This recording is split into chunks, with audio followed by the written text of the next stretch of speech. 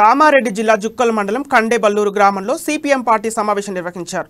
తెలంగాణ రాష్ట్ర ప్రభుత్వం పోడు రైతులకు పట్టాలు ఇవ్వాలని, ఏకకాలంలో రుణమాఫీ చేయాలని వారు కోరారు.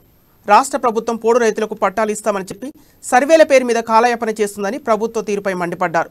పట్ట పాస్బుక్లు లేక బ్యాంకుల ద్వారా రుణాలు పొందేందుకు రైతులు ఇబ్బందులు పడుతున్నారని, ఇప్పటికైనా పాస్బుక్లు అందించాలని కోరారు. పోడు రైతులకు పట్టాలు ఇవ్వకపోతే వచ్చే నెల నుండి జుక్కల్ చౌరస్తాలో జాతీయ రహదారిని దిగ్బంధం చేస్తామని హెచ్చరించారు.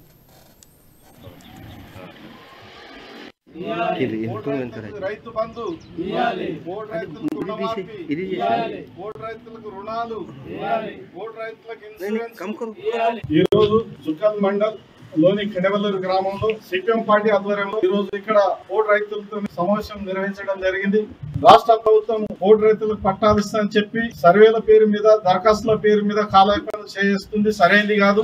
మరి ఇప్పటికైనా ప్రభుత్వం ప్రతి గ్రామంలో సర్వే చేశారు, జాయింట్ సర్వే చేశారు, దరఖాస్తులు తీసుకున్నారు, ఎఫ్ఆర్సి కమిటీలు కూడా వేసి మరి కంప్యూటర్ ఫీడింగ్ చేసి మరి ఇప్పటికీ పోడు రైతులకు పట్టాలు లేక పోడు రైతులందరూ ఇబ్బందులు పడుతున్నారు. పోడు రైతులకు ఈ రోజు బ్యాంక్ దగ్గర పోయి రుణాలు తీసుకోవాలన్నా రుణాలు ఇచ్చే పరిస్థితి బ్యాంకుల ముందుకు వస్తలేరు. మరి పట్టా పాస్బుక్లు ఉంటేనే వీరికి ధరణి పట్టా పాస్బుక్ ఖచ్చితంగా తెలంగాణ ప్రభుత్వం